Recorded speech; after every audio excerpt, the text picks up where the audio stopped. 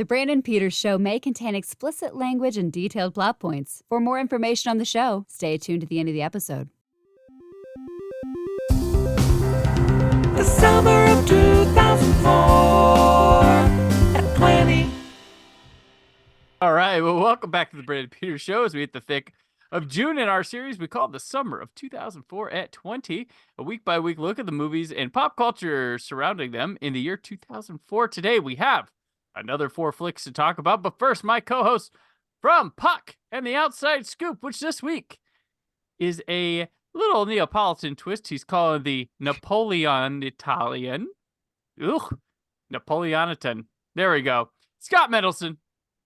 As a short, balding white man with dreams to conquer and pillage, I found the representation of Napoleon very satisfying. And from We Live Entertainment, and out now with Aaron and Abe, you are just jealous because he spends his day chatting with babes online. Aaron Neuwirth. What? None of this is true. All right, guys, welcome back. Hitting up June and looking ahead, like, I don't know if this was the sentiment in the moment, but it feels like we have a month of let's just let Harry Potter like cook for a sec before like competing hardcore with it. If I, looking at this week and then the like what came out with Harry Potter, and then the following weeks is kind of like, while we have a very popular film, in this week's it was in 6 theaters. Like, it's not like it had its wide opening this week.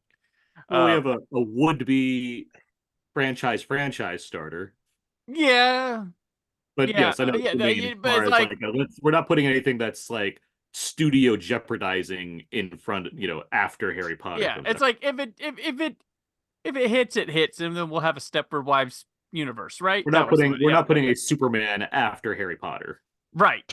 Exactly. Well, I think also, and not to be a broken record here, but this was a time when smaller movies could do fine. And like, okay, it's the second week of Potter. We're probably not going to come in number 1, but at least for 3 out of 4 of these movies, that's okay. It's funny you bring up movies with a certain one we're talking about this week when that quote came up with a certain actor with a movie similar to a movie we're talking about this week. Think about. I'm doing enough to like try to remember all 4 films we have to talk about. Are you not feeling my style there,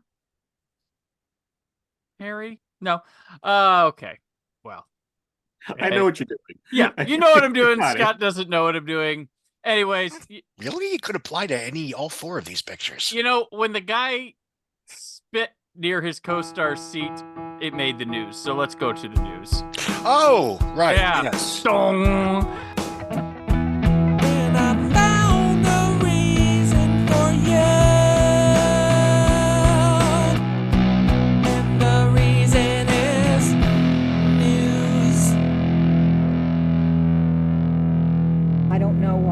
Alzheimer's was allowed to steal so much of my father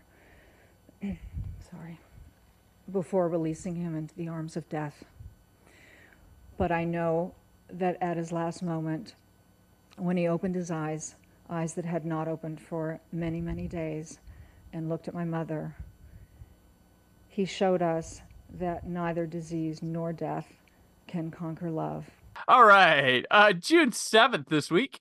The Stanley Cup final at the Amalie Arena in Tampa, Florida. Jesus. The Tampa Bay Lightning beat the Calgary Flames 2-1 for a 4-3 series win. Tampa Bay's first ever appearance in the final. And back in the day, remember we used to joke like Tampa Bay, that's where you think of hockey. Florida. Kids out all year long. I never made that joke. I took hockey very seriously as a child. As we've known I grew up with Cool Running, so I just assumed there's snow in every city. You had the San Jose Sharks and the Mighty Ducks. What's convenient about the San Jose Sharks is that I love sharks, obviously, and I'm very dependent on sports team names that I like because of the sound and what they represent. So it's the one team that's actually in California that I also like because they're like, sharks are great. And they're in California, perfect. Cool. Meanwhile, I'm like, why do you like the Toronto Blue Jays? Because Blue Jays that's a cool name for a team. It is a cool name. All I always right. thought the Pittsburgh Penguins were a very catchy name, so I gravitated toward them, relatively speaking. That tracks. About an important moment in Scott's life occurred on June 8th.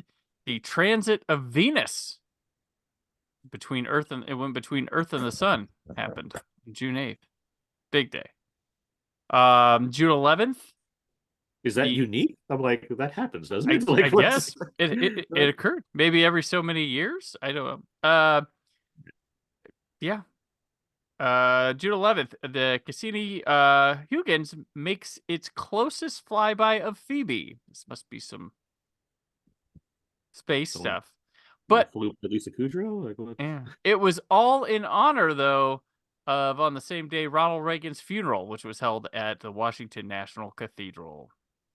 The next day, a 1.3 kilogram chondrite type meteor strikes a house in Ellerslie, New Zealand, causing serious damage but 0 injuries. 'Twas the ghost of Ronald Reagan. That same day, the WLAF World Bowl 12 arena off Schalke Girlskin, the Berlin Thunder beats Frankfurt Galaxy 30-24. You gotta want it. Gotta want it. And then the next day, at the 50th LPGA Championship Women's Golf, DuPont's Sweden's Annika Sorenstam goes back-to-back by 3 strokes ahead of runner-up Shi Hunan. Do you remember that one, Aaron? You're our golf expert here. Yeah. Fond memories of that event, sure. Yeah. All right. This week, passing away this week are deaths. Football player Roosevelt Brown, Jamaican gay activist Brian Williamson, guitarist Graham Kelling, Swiss fashion designer Egon von Furstenberg, skier Dick Durance, sports journalist of Sports Illustrated ESPN's Page 2 Ralph Wiley, and of course musician Ray Charles. I don't know why, of course, but he passed away this week. Because they debuted the trailer on his death day. That's what, okay. I don't know. Yeah, you're making that up. All right. Yeah. All right. The new trailer for Ray. Yes. Giving this wanted it. So birthdays this week. These might be some that Scott knows. Emily Sunshine Hamilton, also known as Emmy Sunshine, American country folk singer, songwriter, guitarist, and ukulele player. I'm intrigued. All right. And then Taylor Gale Rutherford, known as Gale, American singer, songwriter, known for the song ABCDEFU. There's a mistake toward the end of that. Yeah. Yeah. Divorces this week. We have some divorces. TLC's Tion Watkins and rapper Mac 10 were together 4 years. They divorced on June 8th, and another couple saw that, and 2 days later said, yeah, let's do it too. Ali Landry and Mario Lopez after 2 weeks of marriage. The Doritos girl. Remember, we all had a crush on the Doritos girl, and then Mario Lopez swooped her up and then lasted 2 whole married weeks. I always preferred Fritos myself. Who was the Fritos girl? I have no idea. All right.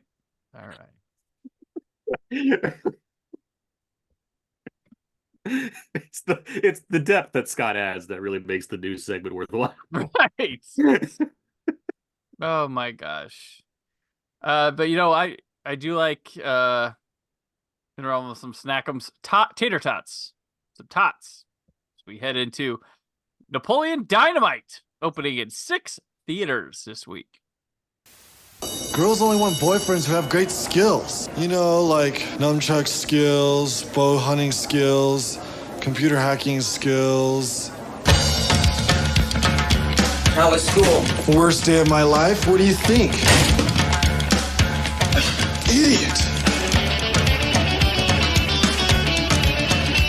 What kind of bike do you have? It's a sledgehammer. Dang. You ever take it off any sweet jumps?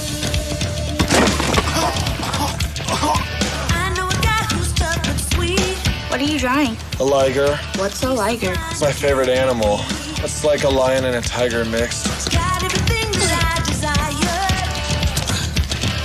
Why are you so sweaty? I've been practicing some dance moves. I want candy. I want candy.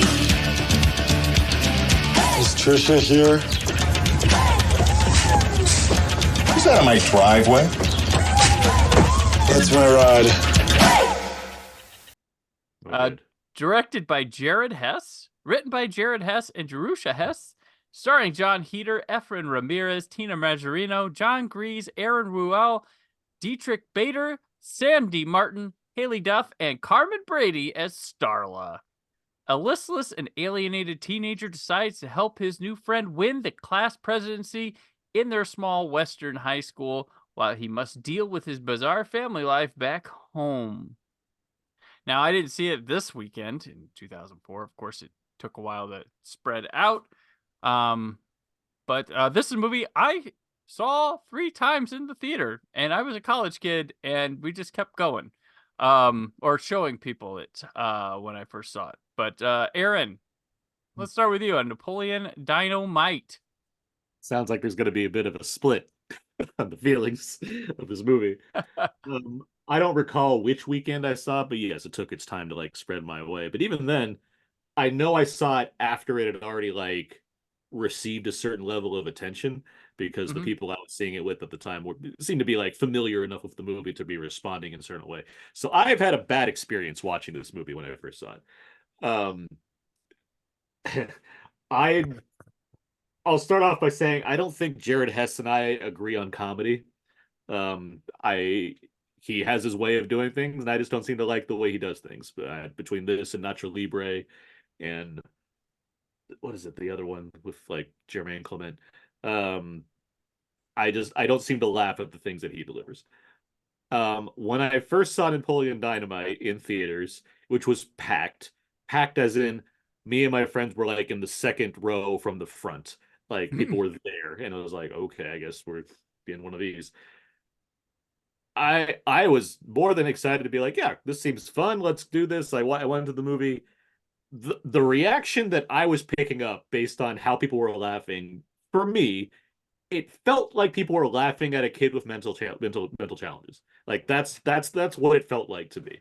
When they're responding to Napoleon the way they do, it felt less like they're laughing along with what the movie's delivering and more like they're laughing specifically at this character throughout.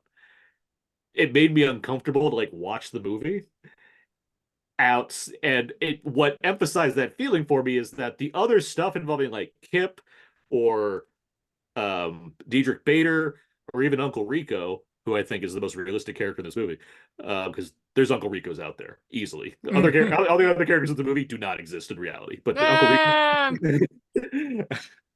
Uncle Rico tops the list. I've met a Diedrich Baker karate dude once or twice. I've met Napoleons. I've met Kips. The adults. I agree. The adults in general.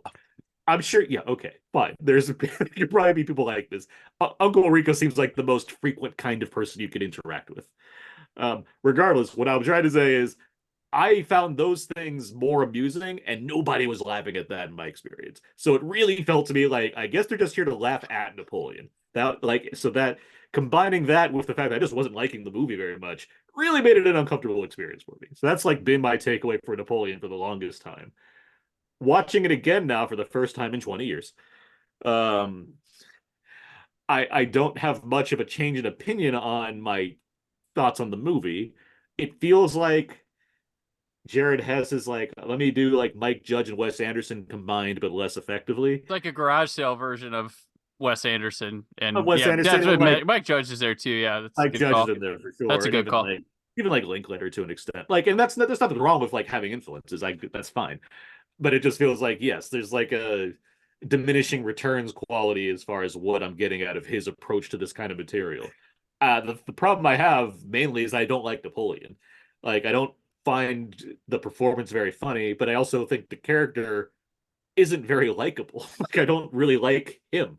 And, you know, it's called Napoleon Dynamite, therefore there's a lot of him in it, and that's not doing much for me. On the side of that, I think the side characters are fine-ish. I do think John Grease's Uncle Rico is, like, slimy as he is amusing to watch, mainly because he gets comeuppance for the things that he does, which helps. Um, what's it? Diedrich Bader only has like a couple scenes, but Diedrich Bader makes me laugh. So like I'm all about all about that. And but like the the function of the plot itself, it's very, hangout kind of movie, kind of just going along with random episodes, or it's very episodic. And then it eventually builds towards an ending where the dance thing that's very popular, obviously, it's fine in itself. Within the context of the movie, it's like, all right. I mean, they didn't not set it up, but it's also like a little too late for me to be like, oh, now I like this movie all of a sudden. And then it has this like finale that's has all these various things happening to show what the other characters, how they end up.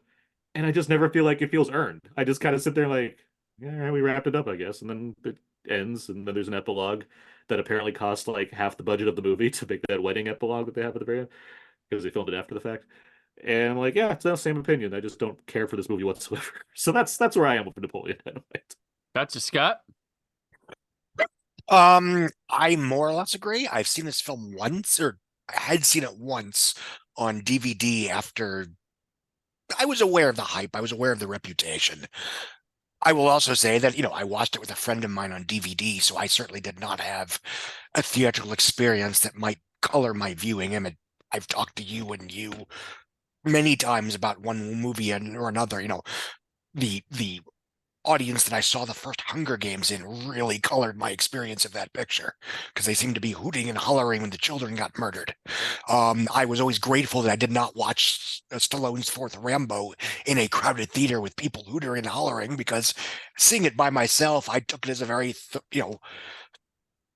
contemplative, deconstructive, reckoning of the pop culture impact of the two Rambo sequels.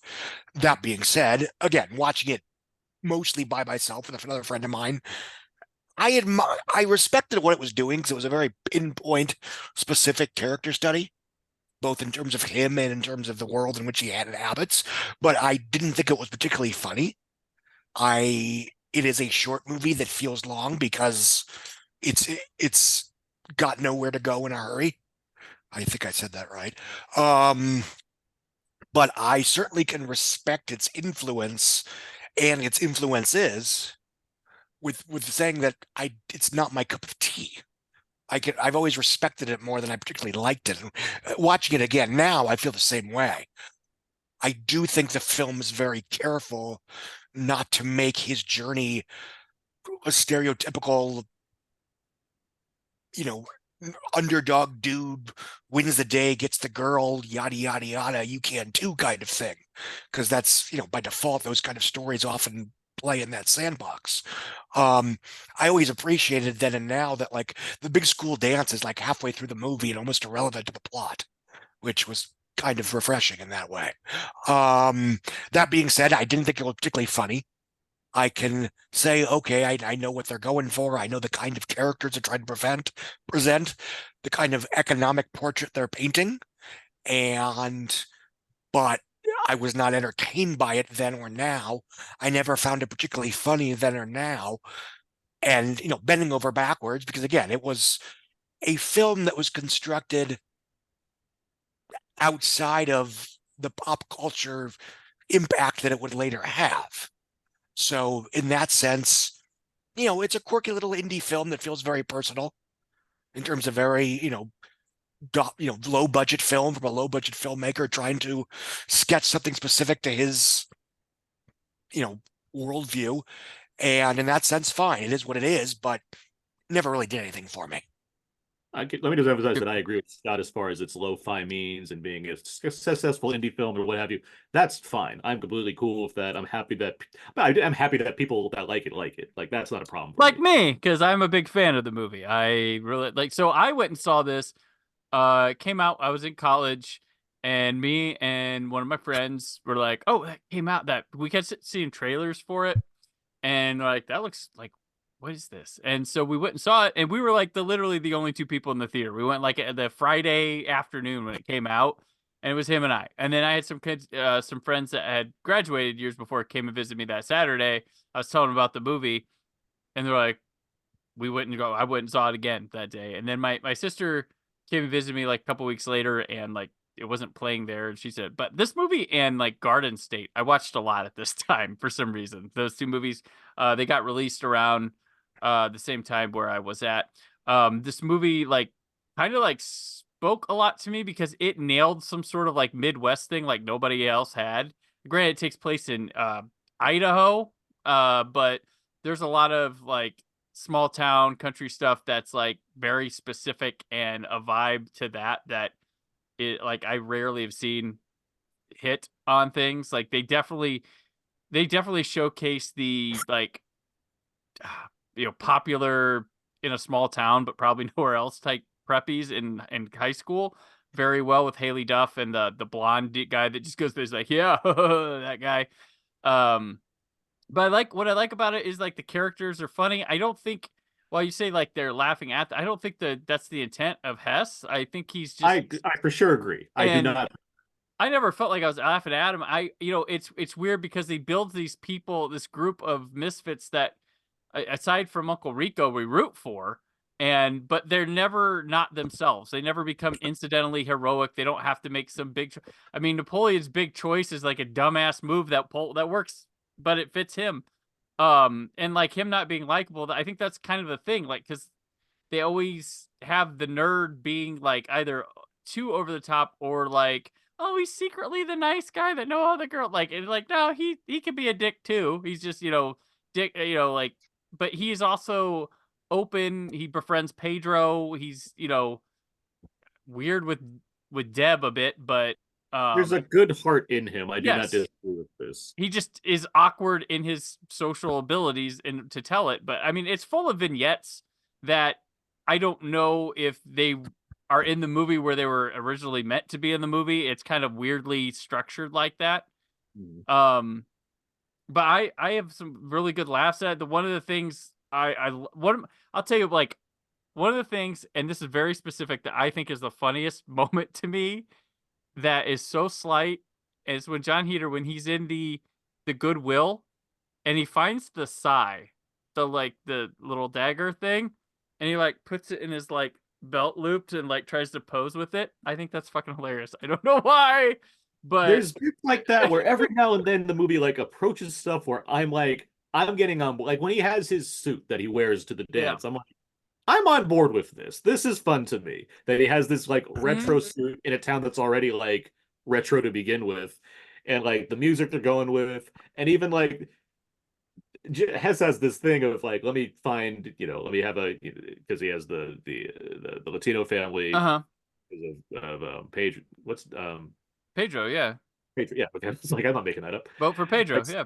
Yeah, so like like his so we find out it's his family later on that like pick him up on the lowrider, or like Kip having, was it LaShonda or whatever, like the LaFonda, yeah. LaFonda, like that stuff. There's a way for that to like play much worse with me, but I feel like the film gets how to do that without making it feel like, isn't it funny because this white guy's with this person? Like, it's just like there's the way they're like that stuff where I'm like, I can see where he's going, and I like that. But then it just like, I don't know why, it just immediately loses me for other reasons after. But I mean, it's not a deep film, but it does just portray like racism and classism within a local like small town school system, because Pedro gets in shit for like nothing. Like they go right after him. They make it the hardest challenge for him to win that election against Haley Duff's character, and like she gets nothing to happen, and they really showcase that. That's why I can admire. I could, like what Scott was saying, I can admire what it's after. I just, if I'm not finding it personally funny, then yeah, that's a problem. But that's right on me. That's not me thinking Hess doesn't know what he's after, what he's doing. I do think he's a competent filmmaker. We just, as I said, don't seem to agree on comedy. Gotcha. Yeah, no, I think it's hilarious, and I've watched this movie a lot. And like, yeah, I like the characters. It's super quote. I mean, it got annoyingly quotable, honestly. Yeah, like that. It went from a movie I was like for a while in love with, and then like it was like it felt like nobody at my college saw it, and then it came out on DVD, and everybody fucking saw it, and it was like, okay, well, they needed a new Austin Powers. Not to gatekeep or like No, I get it. hipster it, but it was like, all right, you guys are just like overdoing a thing I cherished. And so I went away from it for many years, and then like came back to it, and I was like, okay, I still do enjoy this movie. It But was a very popular Halloween costume when I was in college, for sure. It oh was god, yeah, a lot of Napoleons, a lot of Pedros running around. It was yeah, it was and it was funny because we had Scott, were you at the holiday party we had? It was either the first year or second year we were out there, and it was at the UCLA soundstage. Sounds vaguely familiar. And like John Grease was there, and everybody was like, "Uncle Rico's here! Oh my gosh!" Yes, like, I do remember. And I was that. like, And "Where?" I was "That's like, "I don't." nice." I'm like, "Oh yeah, he doesn't he's have just a facial normal hair and he's person. bald." Yeah, Yeah. yeah. So he was friends with somebody we worked with, and he was like his plus one. But it was pretty funny. But I will, no, let me. There's you pick up on certain things because it has the Midwestern. I do wonder because I saw it in down here in Southern California, mhm.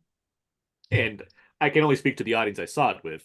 But if I'm seeing it with mostly teenagers my age, if not maybe older, what have you, maybe that's what it is as far as they're laughing at this specific thing because it's Mhm. foreign to them compared to someone like you who is more Right. in this area with other people that are more in that area. Like these people that populate this film, these were some of like Napoleons and Pedros. These were some of like the people I hung out with in like high school, where I went in the Yeah. small Midwestern town, because I wasn't with like in my school there was like this group of like popular kids, and then like there was the rest of us, and like the rest of us all kind of got along and stuff, so you signed like weird groups.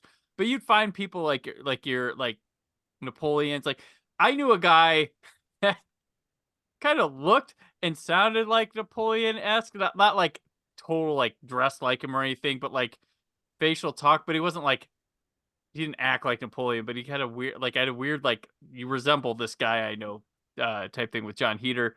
As well as knowing like people like Pedro's and like your Debs and people like that. Like and as well as knowing the preppy kids as well. Like it was very relative and very relatable. And then there's the volunteering on a farm stuff, which was totally something that kids do. I never really did, but I'd been to like Amish farms and things like that. And the guy just like, like I met many people. Yeah, there's like certainly a that. So, specificity to it yeah. that I can easily understand. Yeah, that's And one thing that attracted me to it, was an oddly specific, like nailing oddly specific things it was going for. and so yeah, I've tried not to hold like a grudge against the movie itself because of how I felt the audience was reacting to it. Right. It doesn't help that I don't like the film that much. But I mean, I still like I can see that it's aiming for something, that's for sure. But it didn't help that like I saw Nacho Libre, it's like, well, this didn't work for me either. And I saw Gentleman Broncos, that's the fucking name. And that didn't work for me either. Well, Now currently the Hess brothers, they have a short that's nominated for best animated short film, and by default, that's the best thing I've ever seen. Gotcha. Well, I Just was wait till Minecraft. I forgot he's doing Minecraft. Yep.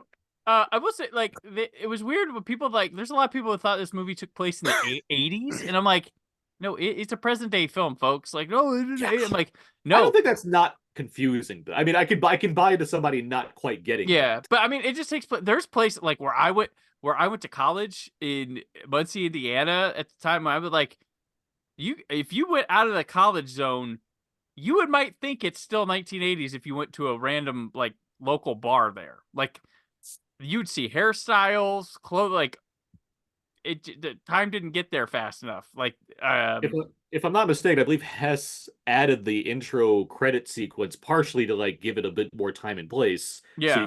So they can, because it says like on his ID card and stuff like that it's present day. Yeah. But like that was like because it premiered at Sundance, and that wasn't added on yet, if I'm mistaken. Having a prom where Forever Young and Time After Time play doesn't help that, but and the end credits song too. But I hear you, and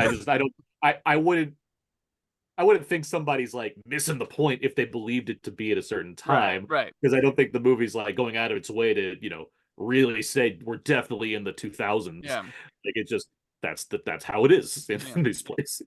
Right, and this movie, I mean, it gave. I mean, I think it put Majorino a little back up in props. She got Veronica Mars after this. This was the start of her. I mean, come back, whatever. She just Mhm. took some time off, if I recall, and she Well, just, she was a child that probably wanted an education. Yeah. And was Right, like, you know yeah. what? The Kevin Costner School of Waterworld didn't exactly prep me for college. Let me actually go to school for a bit here. Right. but she was able to get a scholarship for no, I'm kidding. Swimming. Heater had like a 5-year window of people forcing him into things. And like he was in like a ton of comedies, but I mean, the fact he didn't take off is kind of Yeah. Matt with like I don't really like his work here. I mean, like, he was the Jamie Kennedy of his time. like if perhaps he was Both wound up in Tremors. because I know Jake Gyllenhaal was on the list for being in this movie as well. Oh, really? It was him and Heater, and Hess was like, "Heater's my guy." I'm not saying that Gyllenhaal would have made this movie amazing, but I do look at this and be like, if I don't like Napoleon, is it the fact that I don't like how it's written, or do I not like what Heater's doing in the part? And I've seen other things with Heater since. There's not a lot of good things I've seen with Heater, so I don't know. Yeah. They ended up going back. They made a short-lived television cartoon series, which did have an episode. I did watch it and had an episode I liked where Kip apparently was a fan of the band at the Chuck E. Cheese, and they did cover songs, but with pizza pun twists, and one was taking care of pizza. That was this was my taking care of pizza. This was my take on that because I know the cartoon series existed. When I watched it again, my thought was this feels like the live action adaptation of a cartoon that I didn't like. That's my thought on how this movie works to me. Gotcha. But yeah. So yeah, Napoleon Dynamite. Big fan. I'm glad you like it. Not so I'm glad. much. I'm super happy that you will find it great. Like Yeah. I'm filled with fury and rage that you like this film. I know. I just remember, like at this time, like 2 movies I liked a lot were Garden State and Napoleon Dynamite.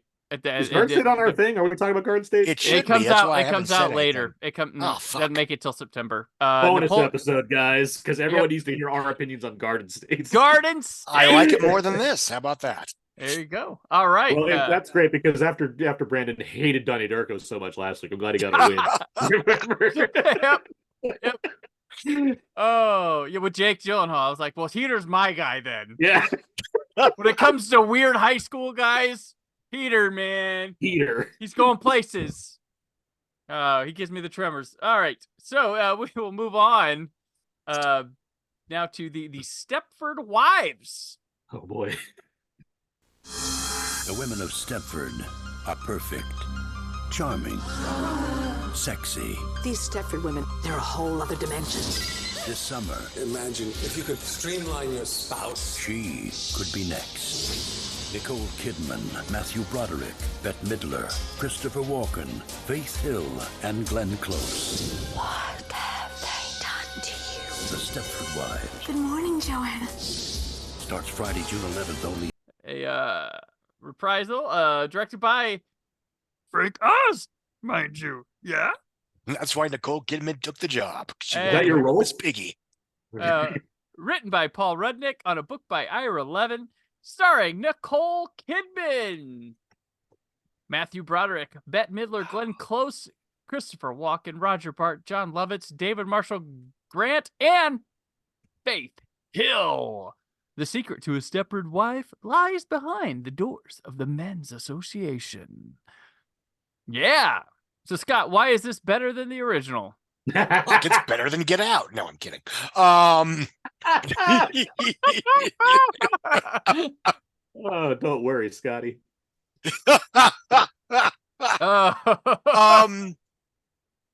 This picture is not particularly good, even though it basically does everything that you'd expect it to do and hits all the points that you'd expect it to make. Hits some of those points relatively well with a cast that's mostly engaged. I think the issue is that the tone. They're married, Scott.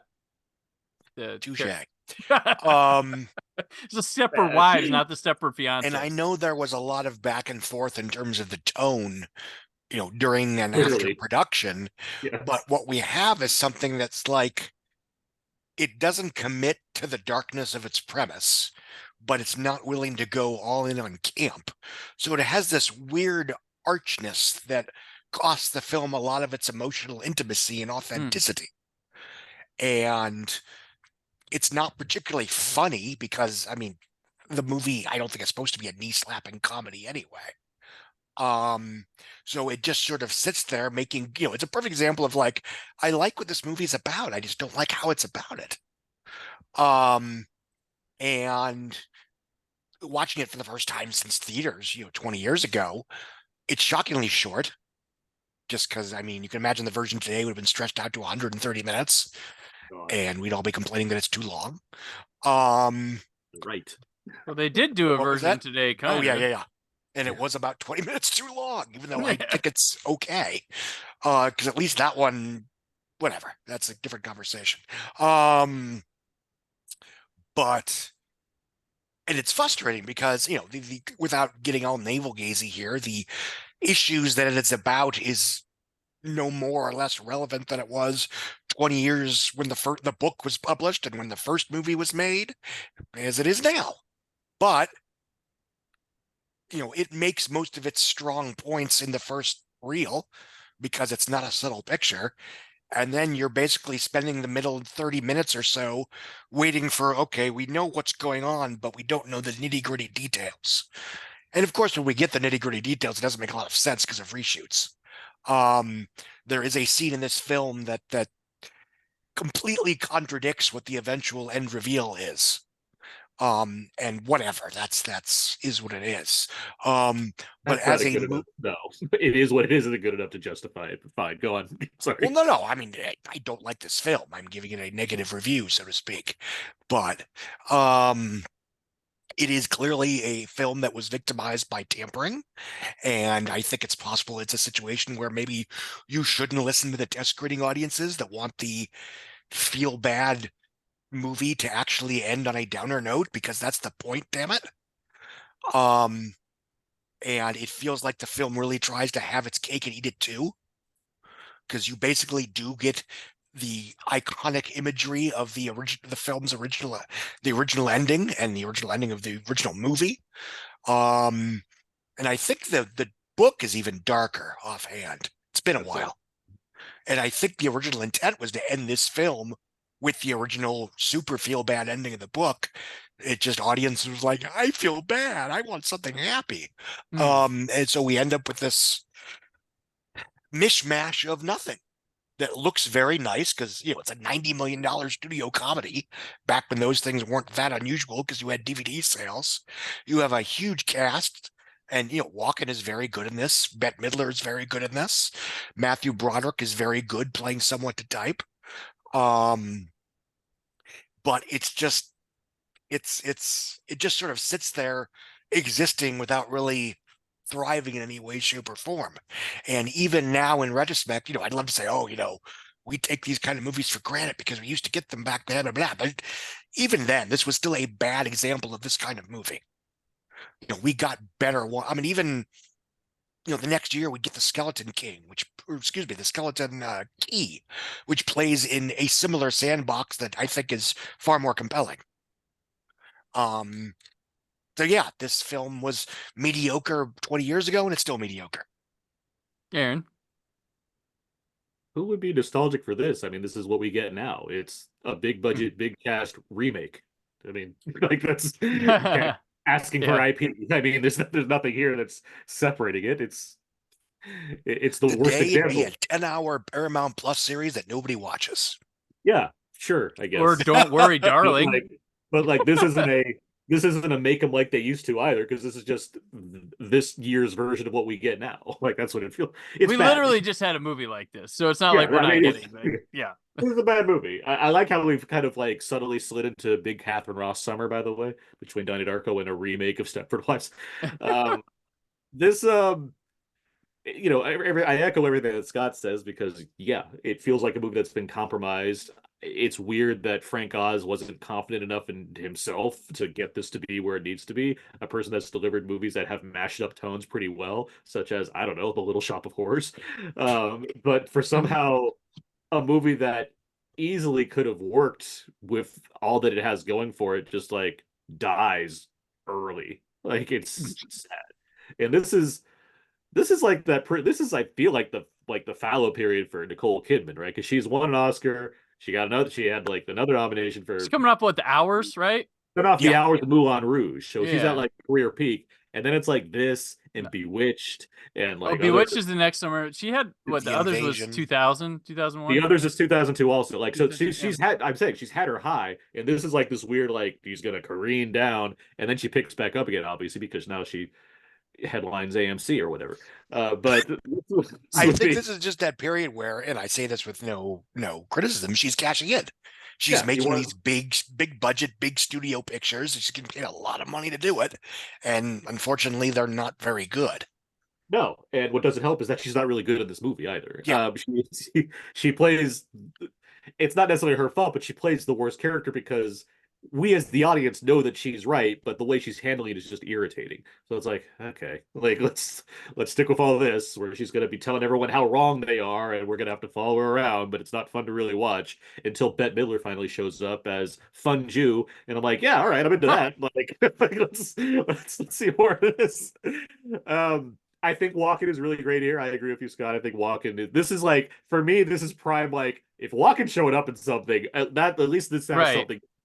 Whether it's Pool Hall Junkies or The Rundown or this, I'm like, well, Walken's involved. It can't be all bad. This is the part where he's turning the corner and being like, "Oh, he's funny. He used to be intimidating as hell, but now he cracks jokes."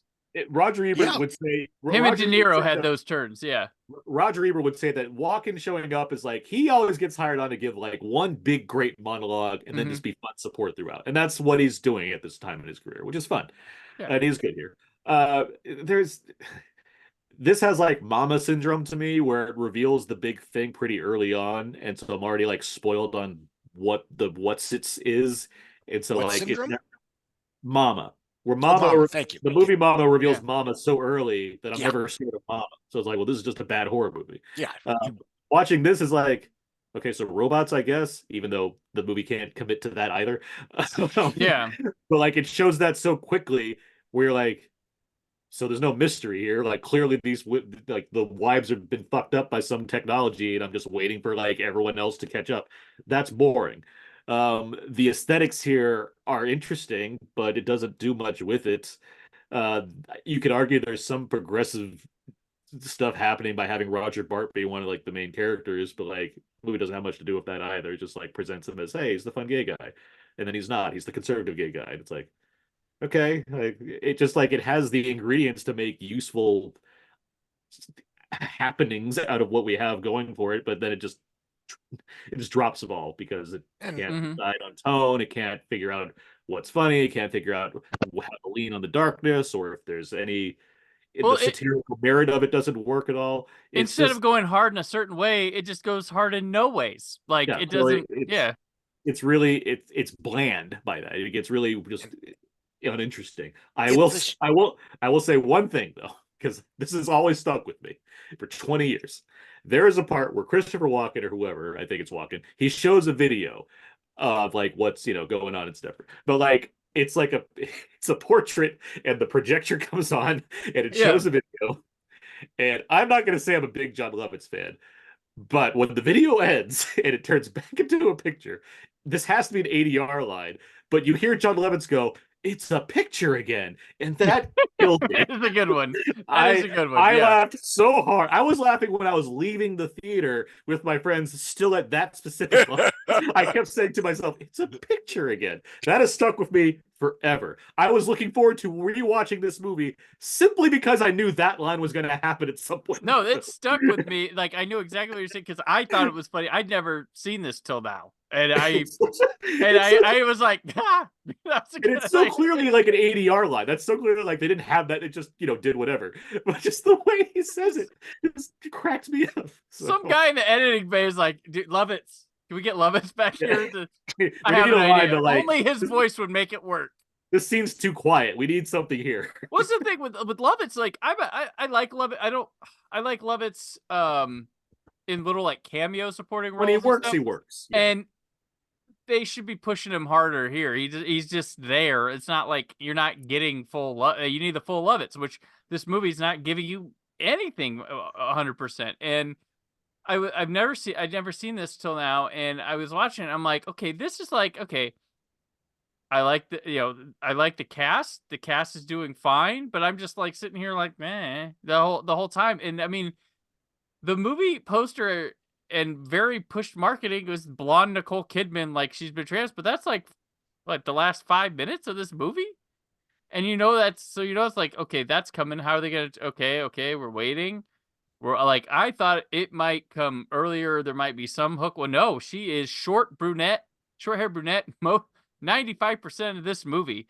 And it's like, it's kind of one of those movies where, like Aaron, like, right, they reveal their hand too early, but the audience knows what's up. Like, you don't need to like, it's like, it's not like it's playing like a Friday the 13th part 6 where you're like, I know what Jason looks like. Why are you hiding him from? Like, that movie does not do that. But I'm just saying, if you get to it doesn't subvert it in any way. You're like, I know what I know what the Stepford Wives. I know something's up with that, but like, play to that we know like everything, because like at this point, this isn't like where we are now, where people don't know a lot about film history and old films. Everybody knew what a Stepford Wives remake was going to consist of back then. Most movie-going audiences were like, okay, let's see these people we like now doing this thing we knew before. Or either they hadn't seen the movie, they knew what it was. Like that's kind of what. Even just the idea of there's this ominous town that's doing stuff. Like, that's plenty of folk horror films. Yeah. Like, there's a way to present that where obviously something's up, but the movie can still play with like your expectations of what's going to happen with this one. And that's why it confused me that Frank Oz like couldn't figure that out. Like, it's like, I could trust Frank Oz to deliver something like this. Yeah, Like, well, and the movie though, the one thing with the movie too is that, like, visually, and the vibe I get is comedy, but it's never making me laugh. It's Not never snappy, funny. Like, it doesn't look thriller like or anything like that. And it needs to lean into something to make the other work. Like, you can be a very funny movie and have a lot of suspense to it because we've been laughing and bought into a trust because we were laughing, that we now, if we get into like, you can make comedic suspense situation. Like, one of the most suspenseful scenes ever in a movie is Abbott Costello meet Frankenstein, and it's the Wolfman and is it Costello are like in the room, and the Wolfman's coming. That's funny and suspenseful as hell. Like, and this movie needs some of that. Like, Nicole Kidman can investigate. We can have funny shit going on. We can, like, Walken's down to play. Like, he's down to clown here. And you're just like letting him just be like, haha. But just because people look like they're lighthearted and have a good time doesn't mean it's delivering to us and we're laughing and having a lighthearted good time. This movie's painfully mediocre to a degree where I can't call it like awful. It's got problems. It's vanilla. I wouldn't recommend it to anybody, but it's in that boring level of I wish it would just be really bad instead. Like I think it's a picture that, and again, I don't want to, just from what we've read over the years, again, I think it was a film that was conceived as a much darker picture. Mm-hmm. Maybe it was a more thriller-ish film with some funny people in it. And by virtue of reshoots and restructuring, it was just like, let's just have some new scenes where everybody's just lighter. Yeah. And maybe the scenes are a little bit more colorful, but you're not really changing the content in any particular way. And it's unfortunate because this was a good, I mean, yeah, okay, it's always relevant, blah, blah, blah. But I mean, there was a lot of conversation in the couple years after 9/11 about how part of the backlash culturally after those attacks was sort of used as an excuse to sort of recommit to a stereotypical male-centric ideal. The heroic cowboy saving the day. It's why, stereotypically speaking, we needed George W. Bush. We will be unsafe with a John Kerry, that kind of thing. And it was also used as a way to push back on certain mentalities and frankly rights that had been earned in the comparative feminist movement the previous 20 years. So in a way, this film was timely. It just was unwilling or afraid to commit to the bit.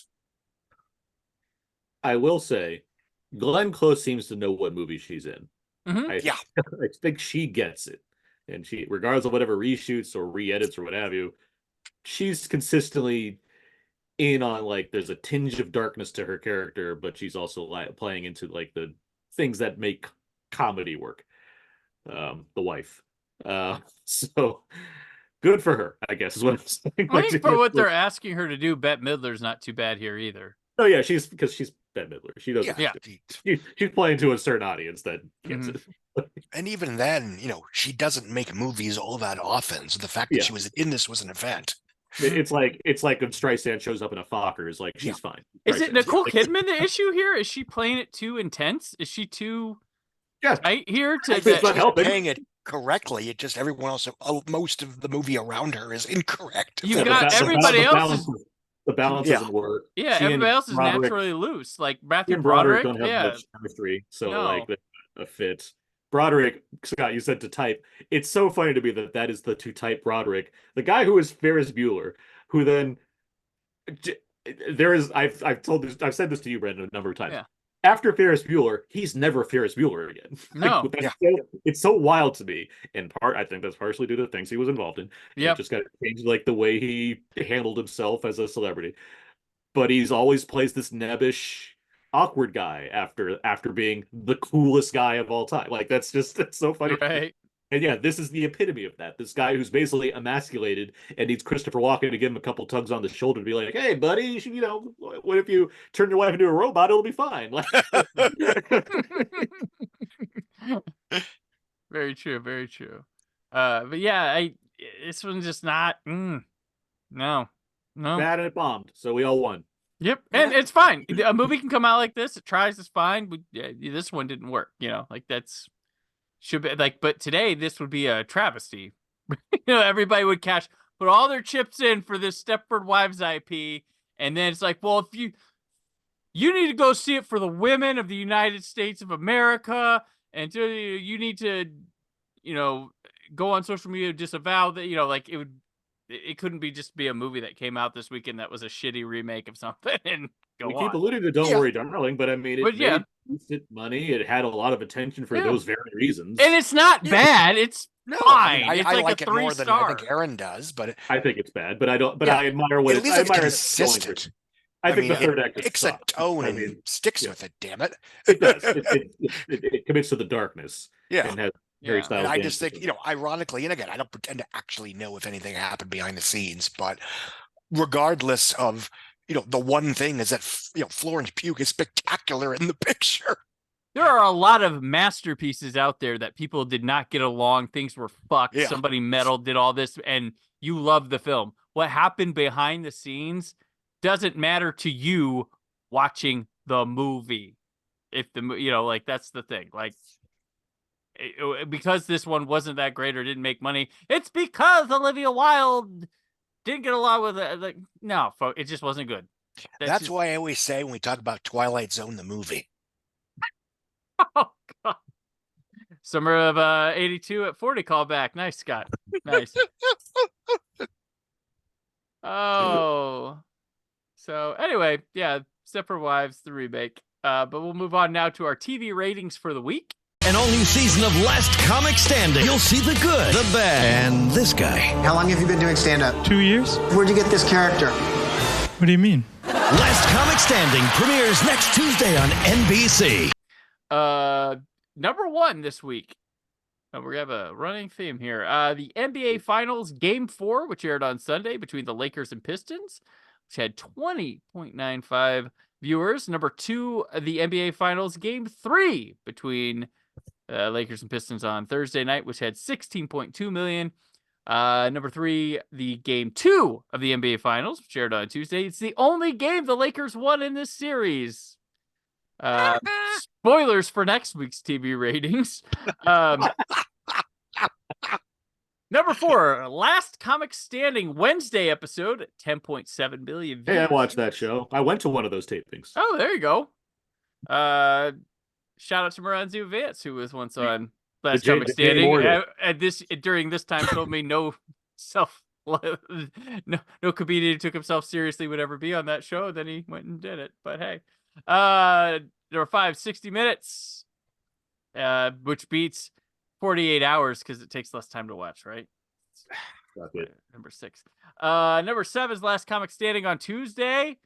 Number eight, See You in My Dreams. It's a TV movie which directed by Graham Clifford, written by Sam Shepard, H. Hayden Yellen, starring Aidan Quinn, Marcia Gay Harden, Will Estes, Jacinda Barrett, and Cheech Marin. It's about an overwrought rancher striving from his harsh upbringing, trying to make a better life for his family. Joe fears his son will fall in his footsteps when his business falters and decides to drive him from home. It's a movie we will not be talking about. Jacinda Barrett, who also, if I'm thinking of the right person, would later star in School for Scoundrels, co-starring John Peter Napoleon Dynamite's last name escapes me. And The Last Kiss, directed by Zach Braff of Garden State. Okay, number 9, 60 Minutes 2. The darker, grittier sequel. Yeah. Number 10, Dateline, Sunday edition. I will say number 18 this week, Scott. The network television premiere on CBS of Mission Impossible 2. Hey, right. How many? What's the viewership on that, by the way? 5.58 million viewers. Which would be massive on any streaming platform. Right. And in 20th place, it edged out the network television premiere of American Pie 2 on Fox. So, yeah. Fire, passionate love. Yeah. So, yeah, there we go. American Pie 2, funny for adults, funny for kids. Garfield, the movie. Hello, baby. He's large. And that's a sign that the tank is full. He's lazy. Mouse! Get him, Garfield! Get him, John. And he's in love. You're so cute. With himself. Thank you very much, ladies and gentlemen. On June 11th, the original Fat Cat has an appetite for adventure. Delicious. Garfield the movie. Down, dumb dog.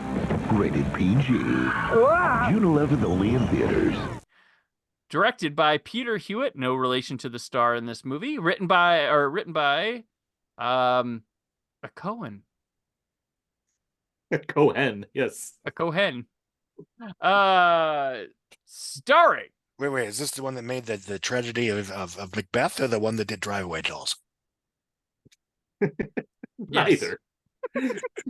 to someone in this movie, yeah.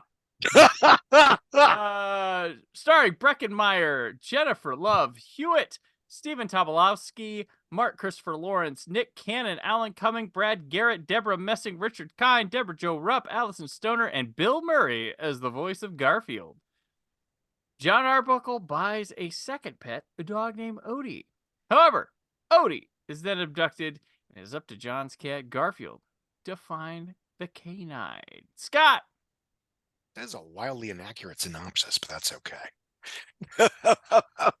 He is given the dog to adopt, which he accepts to impress the veterinarian who he is interested in, and then Garfield leaves the dog outside because he's being a dick, and the dog briefly runs away and gets found by Dabowski's character. He wants to put him in a show, and there's a lot of melodrama. It's all very Can we like edit this so like it summer like it's not summer of 2004 recap. 10 minutes later, and then Scott finishes this recap. Yes, we can do that. No, I mean, it's a fucking Garfield movie. It's not good. It's not particularly funny. It's not particularly entertaining. But it's also harmless. So if your kids want to watch it, it's not going to make you want to claw your eyes out like some of the Out in the Chipmunk movies, or like Woody Woodpecker or other ones that Marmaduke or whatever. So by that standard, it's near the top of the cream of the crop.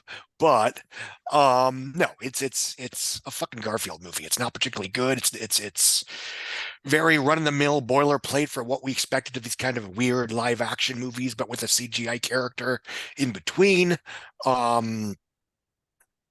It's nice that Tabowski got a big paycheck, I assume, because it's a larger role than I'm used to seeing him in for stuff like this. Groundhog Day reunion. Yeah. Oh yeah.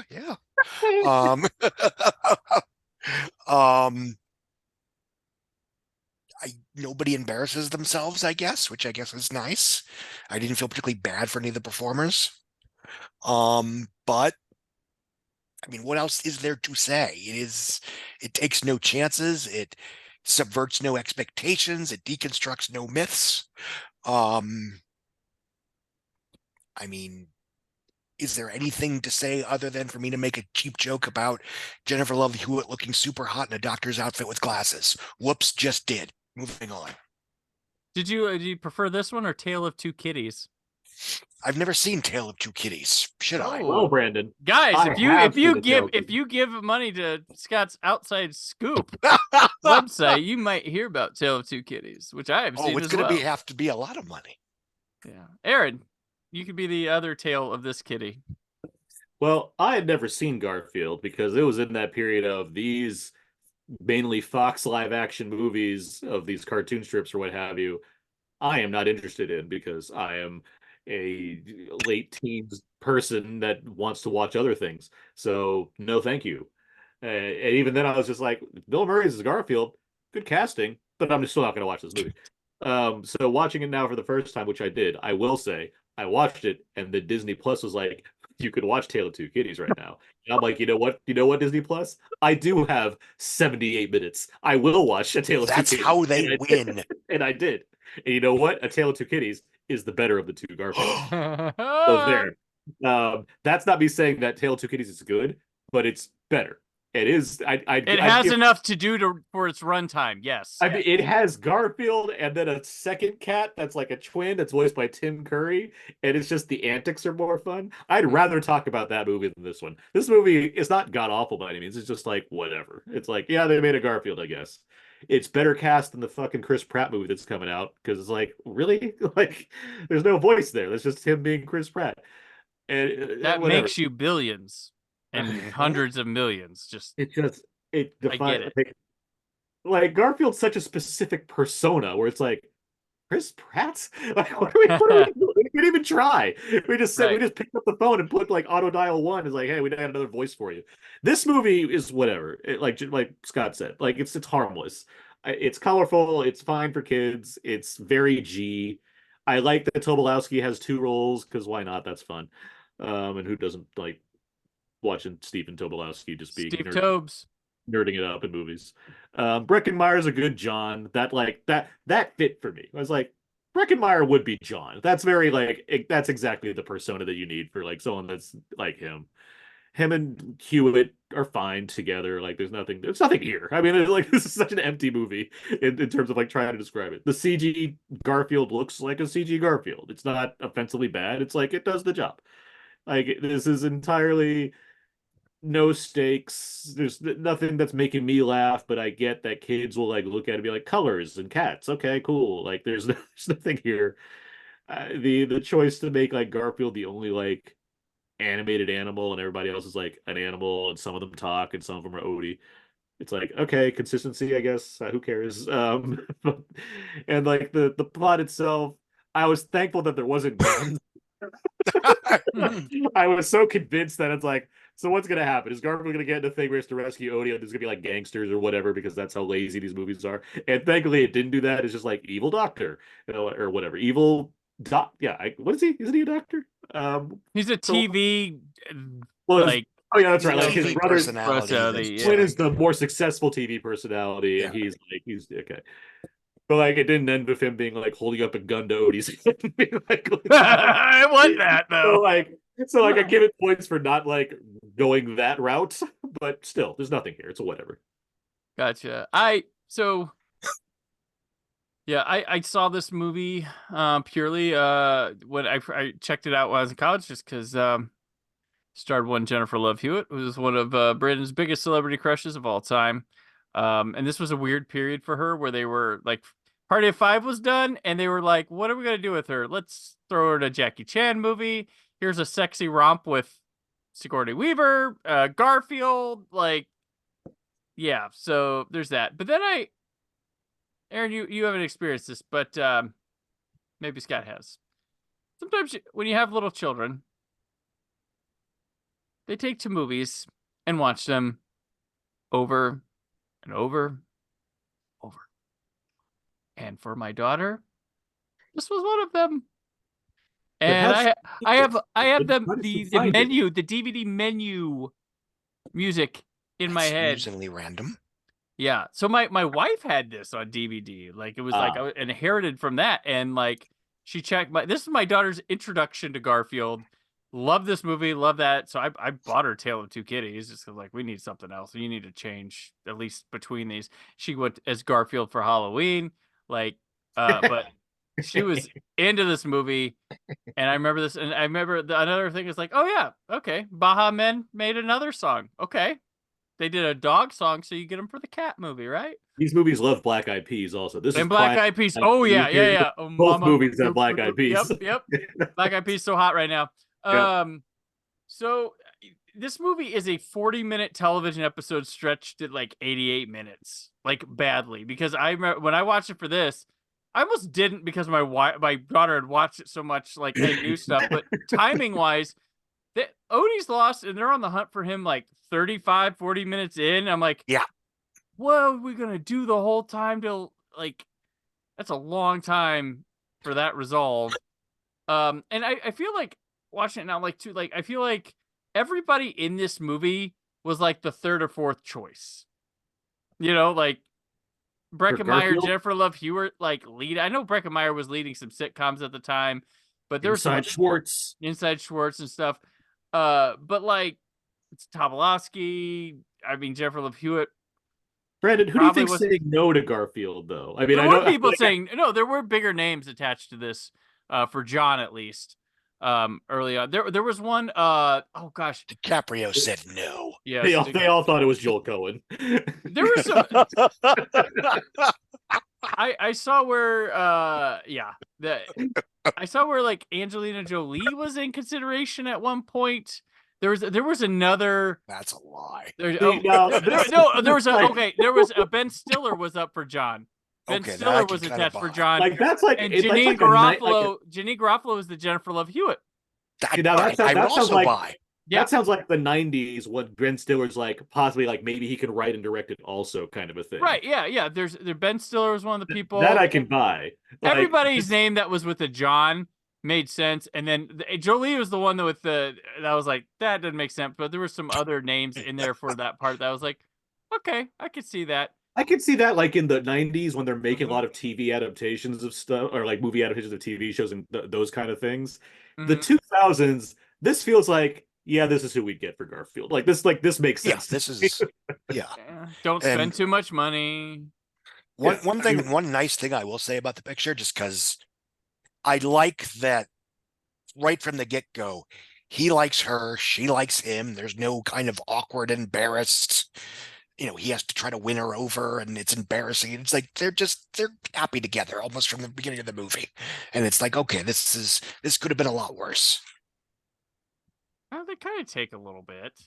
Yeah, but they're always like nice to each other. And, right. They're not afraid to be, they're not ducking and hiding around. Yeah, exactly. I see what Scott said. Like, it's not a movie that where the circumstances need to be like, can't we just talk for like 2 seconds and solve it? There's like, there's a good heart here and it's never mean, which I wouldn't expect it to Garfield, but it's never a mean movie. Even Garfield, who's a grump and does, Garfield things, it's not like out of hatred or malice. It's just more of, I want to eat lasagna and sit here. I don't need a dog. just be over there and you're fine. And I also don't need 88 minutes. That's what they said when they rented Al Pacino's movie, and they're like, "No, thank you," and they put it back. Oh God! Hey, bitch. Yeah. So one thing, I mean, and this is like the biggest backhanded compliment, but one of the nice things, like I said, like about times like you get it's just a shitty kids movie, like, and there need to be those where like a kid could watch it and be like, "Oh, I like this," and then like come back 2 years later and be like, "Oh man, this was bad." But nowadays though, they'd probably stand for Garfield, like, "What? It was actually good," or something. But the thing we should be emphasizing is Bill Murray is the get. Like, we can talk about John and all that. Okay, here it is. Okay, so for the Jennifer Love Hewitt part, Jennifer Garner, Patsy Kensit, Natalie Portman, Angelina Jolie. Garner, I could see that. Garner, I could see. Portman, I could see. I could see that too. Makes 9 lives. Yeah, but that's because of the duo that is Sonnenfeld Spacey at their prime. Yes, exactly. Yeah. And she's terrific in it. That's what's frustrating. Like, she's never bad. Yeah. Yeah.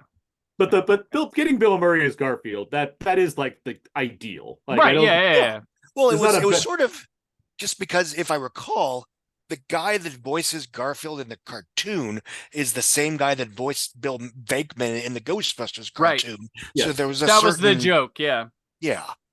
sort of association.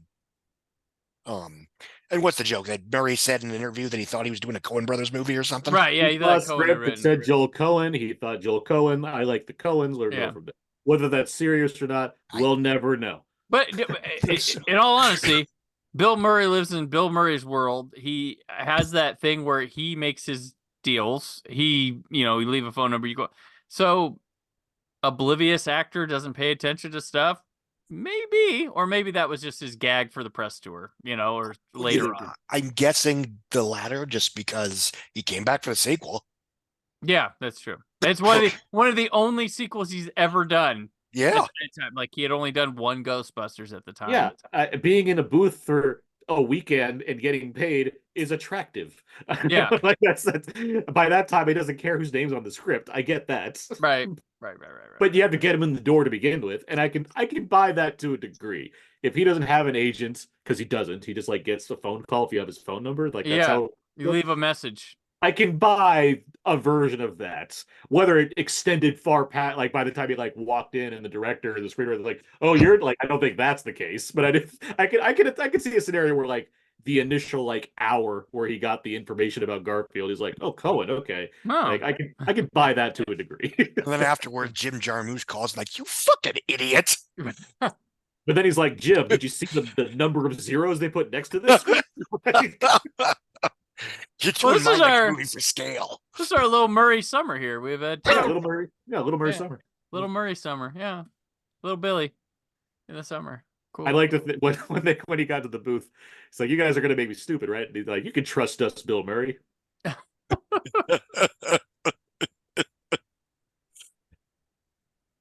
like, Wu-Tang. I thought I was meeting with Method Man. Sorry.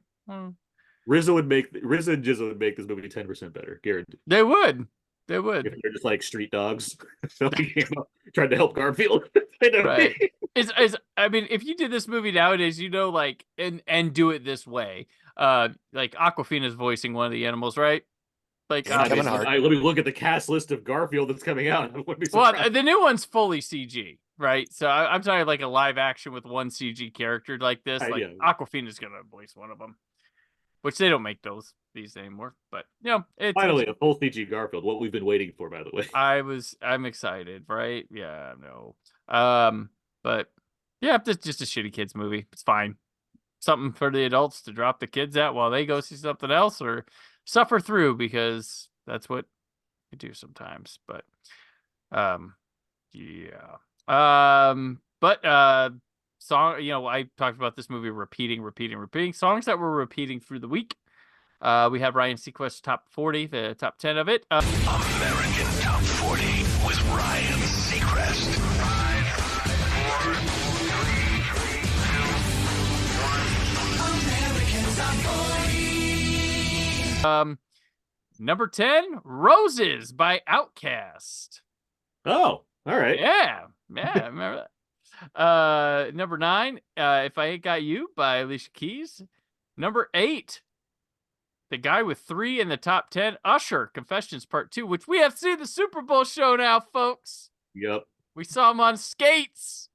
Crushed it. We saw Luda. Alicia Keys was there, so she's in the top 10. And a couple of songs in this top 10 are in that Super Bowl show. All right. Number 7, This Love by Maroon 5. People listening at this when this drops are going to be like, oh, yeah, that was the Super Bowl halftime show this year. Who won that game? Number 6, Overnight Celebrity by Twista. Number 5, The Reason, Hoobastank. 4, Yeah! Usher featuring Ludacris and Lil Jon. Number 3, Naughty Girl, Beyonce. Number 2, I Don't Want to Know. This poor damn song stuck at number 2 forever by Mario Winans featuring P. Diddy and Enya, which means Burn again. Number 1 for the 4th week straight. Usher just dominating this. I forgot this album, Confessions, was big, but I thought 875051 or what was that? You're on the right track. 8701 or something. It was the date the album came out was the album. But the one with You Got It Bad and You Remind Me. So I thought that was the monster one, which it probably was. But this Confession. Usher's a big guy. He was big. I mean, Michael Jackson wasn't doing much at the time, but you had Justin Timberlake and Usher like making up for it together. Like they were both giving you that kind of music and just crushing it. And they're popular, they're popular, yeah. Personas, like Usher was in a couple movies, like Usher, yep. But Set It Off and was it Set It Off or what was it? Light It Up and Faculty. Faculty. There's that mob movies. That's right. That's right.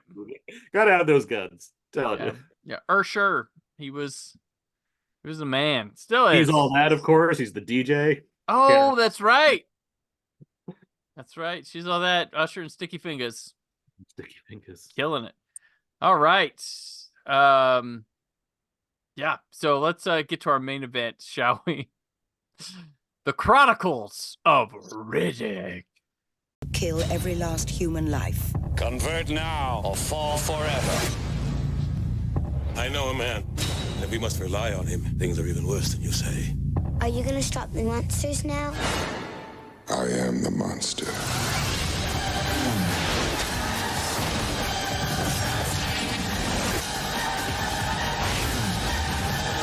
The Chronicles of Riddick, rated PG-13. At theaters Friday, June 11th. Directed by David Toy. Is that how you say it? Toohey. Sure. Written by David Toohey with characters by Jim Wheat and Ken Wheat. Starring Vin Diesel, Tandaway Newton, Colm Feore, Judi Dench, Carl Urban, Alexa Davalos, Linus Roche, Nick Chinland, Roger Cross, Christina Cox, and Keith David. The wanted criminal Richard Bruno Riddick arrives on a planet called Helion Prime and finds himself up against an invading empire called the Necromongers, an army that plans to convert or kill all humans in the universe. So, on Now with Aaron and Abe, we've done a commentary on Pitch Black. I guested on the episode for Riddick back when that movie came out. So now we are finally, Aaron and I, discussing the rose between those two thorns. The Chronicles of Riddick. Aaron, take it away. Give me you 1 as second. the man who did a costume of Halloween as Riddick, you're starting this thing. Here he comes. He's got it. Hold on. As the man who once went on Halloween as Riddick. This is your moment. This won't last. This is your moment. So, Riddick, I really liked Pitch Black, and I liked Diesel. And I wouldn't even necessarily say because of Fast and Furious. I just liked Diesel. Like I thought he was coming up in a way where it's like, this guy's got the riz, as the kids say, I believe. He's got it going. I like seeing, he has these smaller things with Private Ryan and Boiler Room and that knockaround guys that we all love.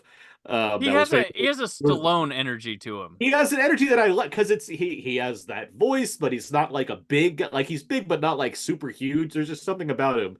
He's at this multiracial thing, which he literally made a movie about. I mean, there's something there where it's like, I am intrigued by what this guy's going to do. And the fact that he chose to make a Pitch Black sequel, a movie that is, an R-rated horror flick that doesn't necessarily lend itself to more, but he says no to Fast and Furious. He, Triple X happens, and he's like, I don't know about another one of these. Instead, he's like, what about Richard B. Riddick? So I'm down with that. And then the trailer starts coming out, and I read about him and Toohey have plans to make this a whole thing. We're slowly finding out that he's a D&D nerd. So I'm like, okay, he's got things going on. So I was so on board with the idea of Chronicles of Riddick. I'm like, this fucking guy, he's got a Riddick franchise going out. I wish this trailer, I'm trying to convince everybody, this is going to be a big deal. This is it. Chronicles of Riddick happening. We're going to expand the Pitch Black universe and really see something special. And for the first time in his life, Aaron experienced disappointment at the movie. It was his Mars Attacks. I saw. Yeah, I liked Mars. Okay, well, box office wise. Okay, fine. I was so ready. We got the friends together. This is a year. I think I said this already, but this is a year after Hulk. The other thing I was like, Hulk's gonna be great, guys. We're all gonna love it. It's gonna be wonderful. Um, so now Riddick's my next like die on a hill apparently, and so I see Riddick. I see Riddick. I believe it's the same day as I see Stepford Wives in this, like on the same day. I think jeez. we see Riddick first because I know we want because I was in a better mood after Stepford Wives simply because of that fucking John Lovitz line. So like that was getting me by because it was a pretty disappointing evening. Okay. But I see Riddick, and the problem is that it starts bad because I think it gets better. That's the thing. That's the problem because I think they figure out the movie itself figures out what it needs to do, which is Riddick works best if you put him in a scenario where his back is against the wall and he has to find his way out of an enclosed environment. So when they get to that prison planet, that's where the movie's good. I think the movie legit works there. You revisit the Jack character and it's evolved or what have you. You have a bunch of like nasty guards and what have you that he's like outsmarting, and you have a unique environment. This place where it's always when it's sunny out, it burns you alive, and it like that stuff's cool. But the rough stuff at the beginning is rough because it's like, okay, here's Riddick, and he's going to a planet, and we're gonna get a lot of rules about how the necromongers work and whatever the fuck Judi Dench is doing, and who Diesel On like the begged to desert be planet of Arrakis, there's this thing called spice. Furians. There is so much information that I can admire the idea of they developed this, but this move, like David Twohy's not the guy to figure out how to make this thing work, and that's the issue. It is so bent on establishing a whole world coming from just this one little movie, where I'm like, guy, we got to slow down here. Like we can't just. This is so much lore. There's so many dice rolls to get the moves going to have all these pieces played in place. It's really hard to get on board with this. On top of that, I'm not saying that the PG-13 makes it art like worse, but it doesn't necessarily help given that I know what Riddick is. He's an anti-hero. But the movie, because it's trying to like go into this franchise play and be more of a bigger IP, now it's softened Riddick, so and it feels that way, and like so he's just being badass, but not like really being badass. So it's like, okay, so I got to deal with learning all this stuff, finding out who these people are.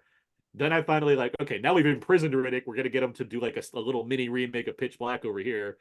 Cool him into that. Then we go back to the fucking planet again. So it's a very redundant movie. So it's like we just spent a lot of time in a prison just so we can go back to the planet so we can do more stuff here. Okay. And so it just becomes exhausting and very bland. The effects, even watching it now, are like whatever. The action varies. There's some spots where like seeing Riddick use blades is fun, but other spots are just like, let's get on with it. The supporting cast is like a real mess. Like Keith David's always fun, so Keith David's here. Colm Feore is like a bad guy, I guess. I don't know. Thandua Newton, she is in exactly the movie that the movie wants her to be in. It's so hammy, but she has to be with Carl Urban, who's not the Carl Urban we like now. He is really raw. He is really like doesn't know how to like be this guy. So we're watching this like side Macbeth plot with them, which in theory is good, but just does not really work because there's no energy between the two of them, despite one of them giving it their all. There's just a lot. There's a lot going on here. It's very messy.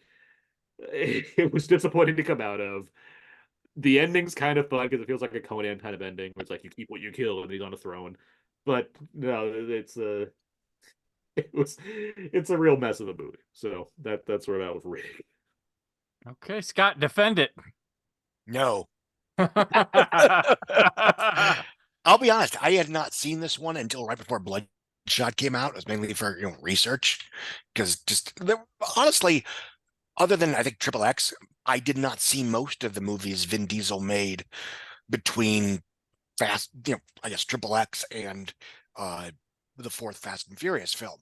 It was just blind spots. So over the years, I have caught up with Man Apart. I don't think I've ever seen Wait till you see Babylon AD. Yeah, no, Babylon AD. Woo. My what was his best one? Like, between like if it's between those. And between the first Fast and Furious, not counting like the hype, let's not go Triple X or like Riddick, but like, what is it like? Man Apart by default, just because it's like that movie's not very good. It's not, no, but like, it's not. what is the it's best serious one? doesn't make it good. I mean, he's Is it the babysitter one? Like that's his biggest hit outside of the Fast and Pacifier? Furious, in between, give or take. God. My wife, Wendy likes that movie for some weird reason. I'm not sure why. I'm I trying to mean, look at the Kindergarten list. Cop exists, but whatever. Like Find Me Guilty doesn't count because that's like a weird outlier kind of thing. Yeah, that's a Sidney Lumet movie where come play and you'll have hair this time. There really isn't anything good. Like this is a really bad period. It's there's a reason he's back with Fast, makes another triple E. Like, and that was for me the brilliance of that marketing campaign in early 2009 is they sold something that was kind of sad, which is these 4 actors came back to the franchise because really they had nowhere left to go, and they sold it as this triumphant comeback narrative. Well, it's crazy. Well, the 2000s had the like the next wave of big action heroes was going to be The Rock, Vin Diesel, and I guess this Statham guy in lower budget movies. But Statham just stayed the course, was patient, and ended up being the best of them all. And because he just stayed consistent, he didn't get a big ego like these guys. But like The Rock falters through the 2000s, and then they both go the Fast and Furious, and then Statham takes the Fast and Furious, says, "Yeah, I could do that for fun." In my own to be time. fair to Rock, he has to earn his ego, which becomes too big for him later on. In the 2000s, he's trying things. He's trying specifically not to be action guy. Right. Doing a lot of different He's things. trying to, he has a period in the 2000s where, with the exception of The Rundown, which is very good, he is often the best thing in bad movies. Yeah. Where it's like, oh, he is surprisingly good in, Get Smart or Be Cool or what have you. And, as much as we all like to jump on, he started doing PG-13, who cares, action franchise. It's like, yeah, because he kept doing movies like Faster and nobody showed up. He starts doing movies like, G.I. Joe this and Hercules that, and people show up. Of course he's going to keep doing that. But anyway, this movie, especially 20 years ago, I've always admired the chutzpah, where you take a $35 million R-rated, sci-fi horror film that basically broke even, give or take, and I'm sure it did great on DVD or whatever. It's like, you know what? I'm going to use this as the basis for the next fucking Lord of the Rings. And it was insane then, and it was insane now. And I don't know if I'd have more respect for it now, because I think now it almost come off like we're trying to turn everything into an expanded universe with spin-offs and streaming shows and all that bullshit. So I think I'd look at that with a lot more side eye than I did 20 years ago. But I do admire the attempt.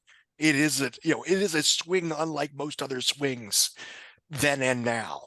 That being said, it's not an enjoyable action adventure sci-fi film.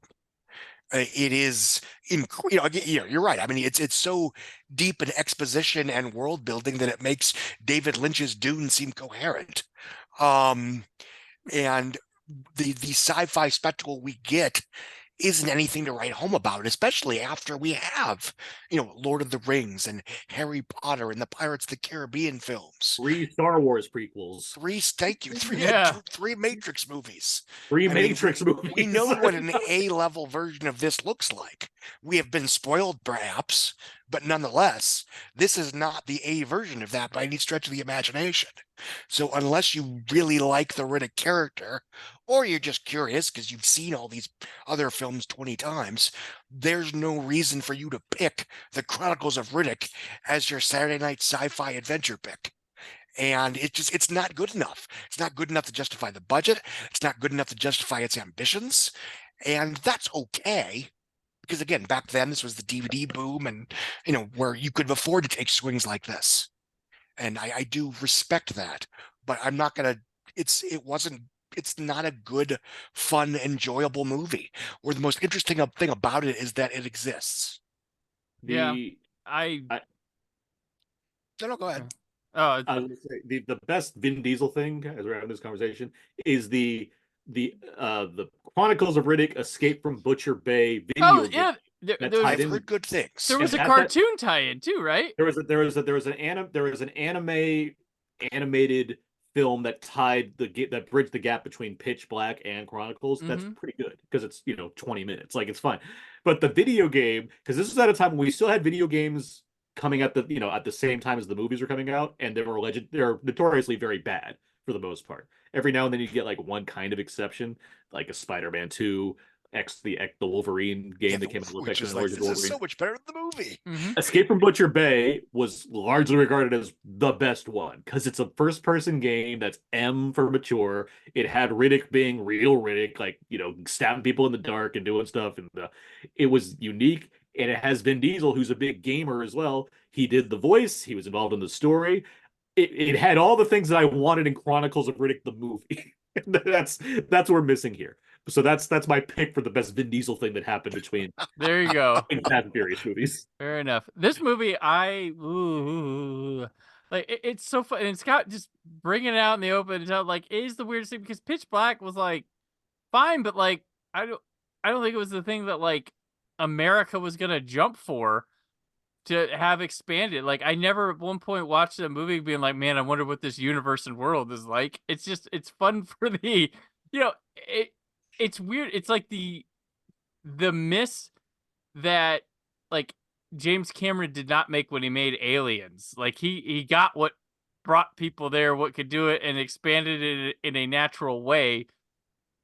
This is not like if Alien. It's like if Ripley, they did Alien, and then the next one was like Ripley coming to Earth in some conflict with another planet with not xenomorphs or anything else, and this like doing like the Patriot, but with with that universe. It's so off. And Aaron, it is interesting. I didn't realize it till you said it, but it does find that again late in the movie. Yeah. But by then, everybody's checked out, confused, just like, man, what is this? It's why the third movie works, because it goes back to like what made that fun. Like, I'm not saying I don't think the third movie's great, but I do think it has the essence of what better than this, and better than this and more fun. It's a cheesy B sloppy Saturday, I'm at home, watch it, this is fun movie. This, I don't know when you're supposed to watch it. It would be like if you want examples, like it would be like if George Miller, because that's a similar thing with Mad Max, like it has Thunderdome is that movie. Yeah. But Thunderdome is, but it earns it because it it gives you Road Warrior, which is the same thing as well, not exactly, but kind of the same thing as the first, but like a wider scope, yet still simplistic in plotting. It knows what the first was good at, or the best parts of the first was, and expanded and made a movie on that with the more money it could use, and then it goes to Thunderdome, which is like, okay, and then back to Fury Road. Furiosa looks like it's doing that. Maybe the trailers are. I also think it makes, in retrospect, a very modern mistake, which is that it builds this, incredibly complicated mythology and lore that you kind of have to understand from moment to moment in order to enjoy the movie. I mean,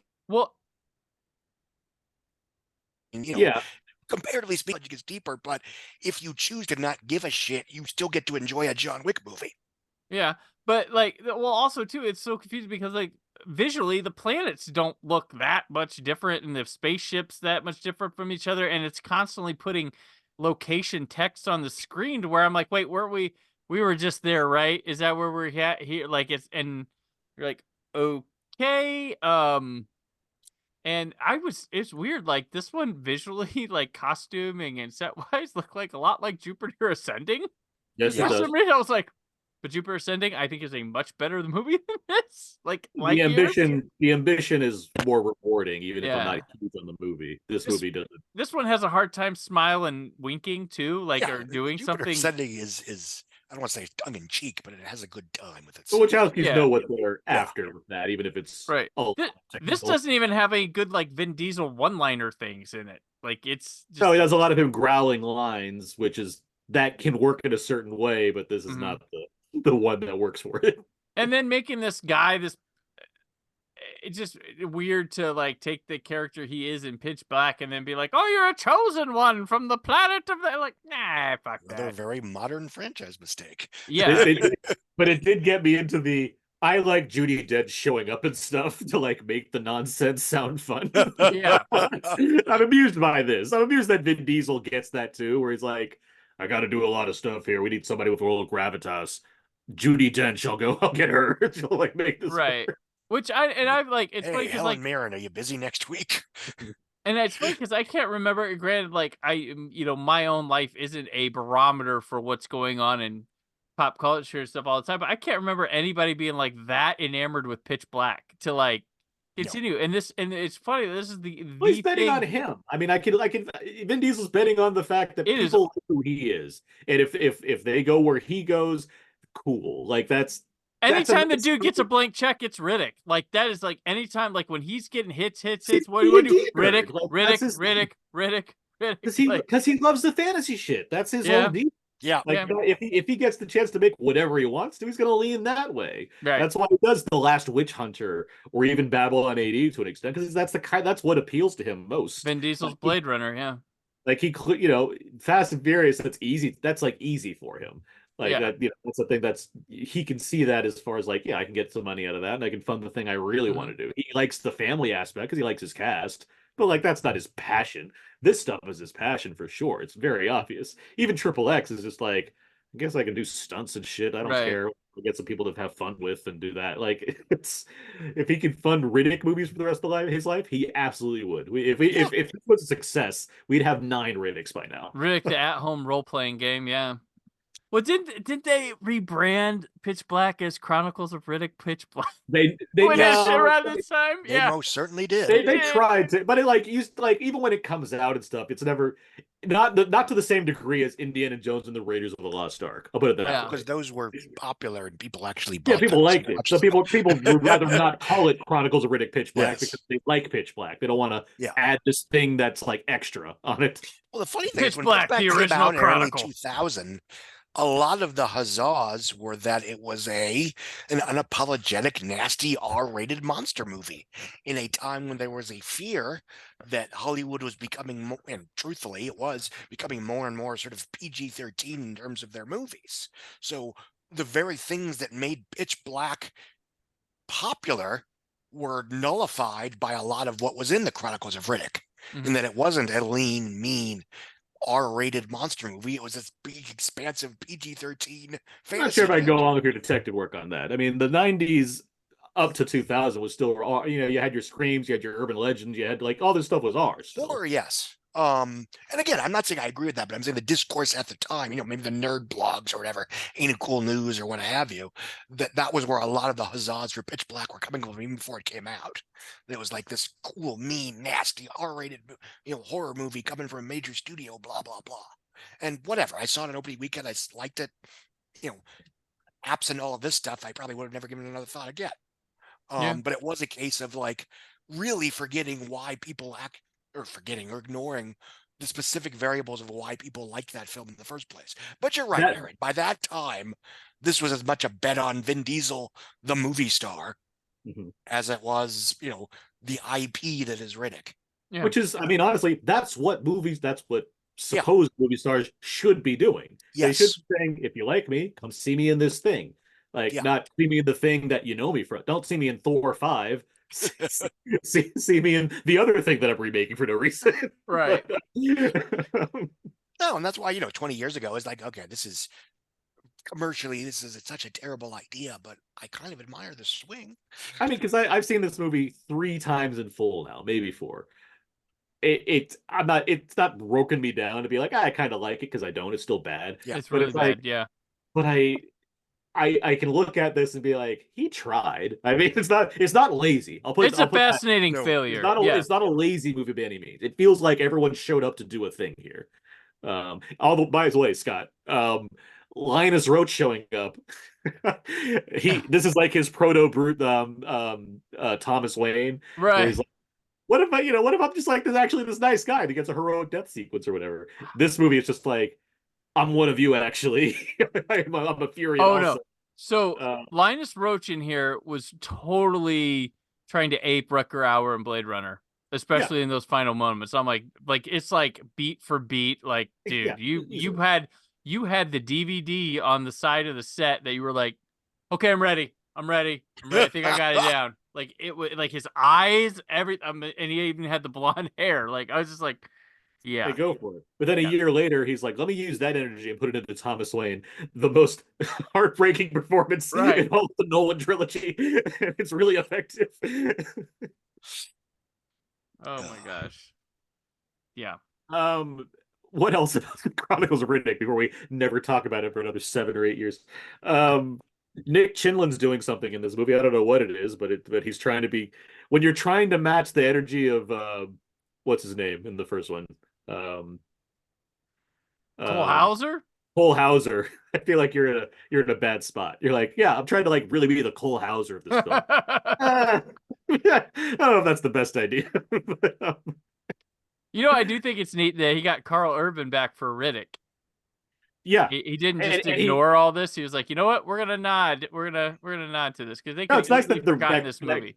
Riddick is a sequel to Chronicles of Riddick. I admire that. I also like that Carl Urban, he is a better actor in Riddick, and he's in that movie for a small cameo that I think is maybe wordless.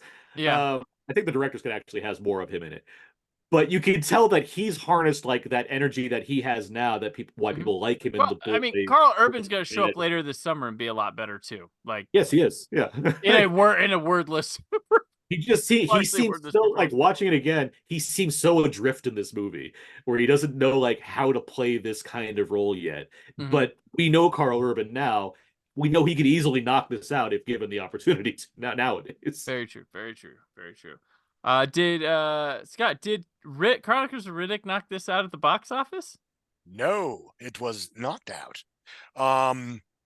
Harry Potter and the Prisoner of Azkaban was #1 again in its second weekend of release, earning $35 million, a sharp 63% drop.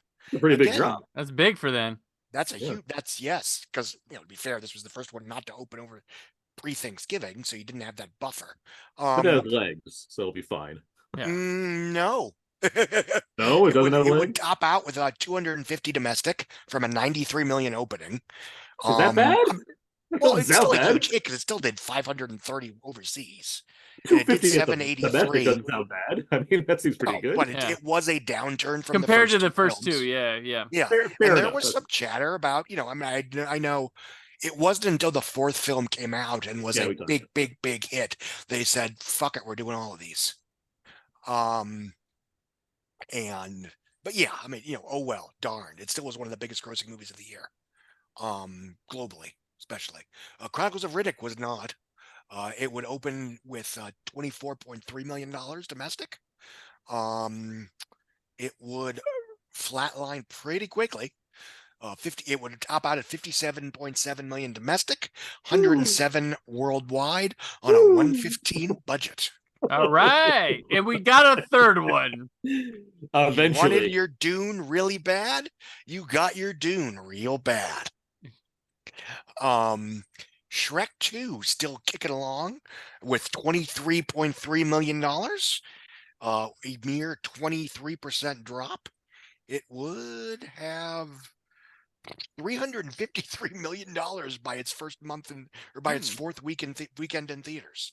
Of course, it would leg out to 441 million domestic and approximately 916-ish worldwide. It's at 935 now, re-releases, etc. Biggest movie of the year, one of the biggest movies of all time at the time, frankly. Certainly the biggest cartoon of all time for a while until I think Finding Dory. No wait, Toy Story 3. Sorry, yes. Domestically, it held the title until Finding Dory. Garfield the movie would open to $21.7 million in fourth place, which for this film was fine. Pretty good, yeah. It would leg out to $75 million domestic, 133 overseas. These got mediocre talking animals CGI live action from Fox were generally pretty profitable. This was a cottage industry for them. They have that Ice Age energy where they're just like, it works for its audience, and there you go. That's it. People are going to see these. That's all we need. It would top out at $208 million in a 50 budget, which again, incredibly profitable in terms of rate of return and all that jazz. So, if you got it, go for it. Not so profitable was the Stepford Wives, which would open with $21.4 million, which was bad. it was seen as a disappointment then, but I can't help but wonder if that would be seen as like good by 2024 standards for this. That'd be a win now. I mean, yeah, exactly. For a 4, I mean, Napoleon doesn't count, but for a 3-movie weekend and Harry Potter, that feels like a pretty decent sum for an opening weekend for that movie. For this kind of film, I mean, again, last 2 years ago, where Don't Worry, Darling opens with 19 million, or like, oh, thank God, people actually showed up. That was a cheaper film, obviously. It was $35 million. Right. This would top out at 59 million, which almost a 3 multiplier, not bad under normal circumstances. It would make 37 overseas. It would make 96 worldwide on a 90 budget. So no. 2 through 5, I mean, real close race here. Not a lot of separation. So I mean, it could have. I mean, 4 and 5. I'm surprised Stepford Wives didn't find change to beat Garfield. Well, you have a healthy marketplace. Yeah. Where you have 4 relatively varied pictures that are all pulling $20 million weekends. I mean, the kids have Shrek 2 and Garfield, and both of them doing fine, like quite well there. So you could argue if Shrek 2 wasn't so overperforming, that Garfield probably would have played better. Yeah. But again, they're thrilled with Garfield. I mean, it does 4 times its budget. 6th place, Day After Tomorrow with 14.5. Dropping 48%, and then a big drop between 6th and 7, where you've got Raising Helen in 7th place with $3.7 million. Boy, I'm sorry, what was that? I coughed. Oh, I apologize. Sorry, I'm not looking at this. Raising Helen of Troy, yes. Yes, Raising Helen of Troy, Jesus. 3.4 million, dropping 43%. Saved would add 558 theaters. To earn another $2.5 million, bringing its total up to 3.7. First time in the top 10. Yes, first time in the top 10. It would eventually get to $8.9 million, 10 million worldwide overall. Super Size Me was, I'm skipping a little bit because we got Mean Girls at 10. Yeah, Mean Girls is still in 10th place after. That's the last remaining pre-summer movie in the top 10 now. Yes. And Van Helsing's gone. Yeah. Soul Plane gone. As opposed to now where fucking Wonka will still be there in May. Yeah. And that's not about Wonka. That's not a Wonka problem. That's a everything else problem. But anyway. Got that 4K in the mail today. Yeah, I'm sure it looks great. Yeah. So yeah, Mean Girls, Van Helsing, Soul Plane, earning $933,000, dropping 66%, losing 783 theaters. Super Size Me would add 25 theaters. It would earn $820,000 in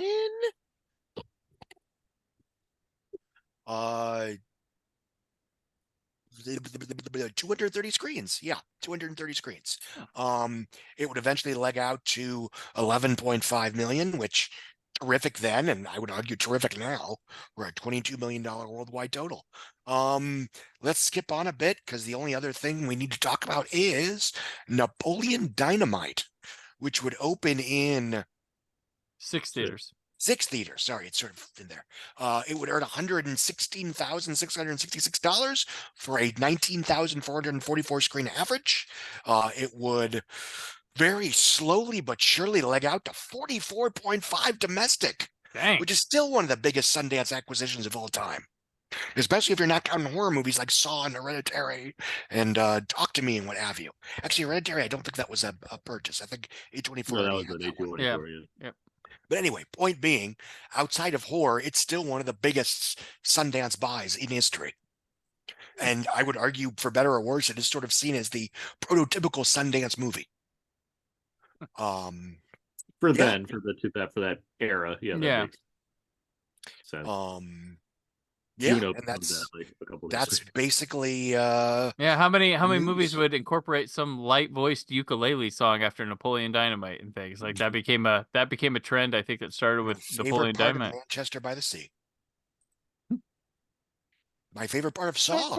That we are gonna be friends.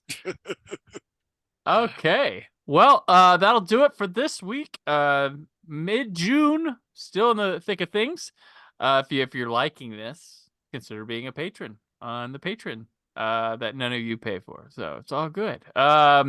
But until next time, Scott, where can we keep up with you? I write weekly for Puck News in their Sunday evening newsletter.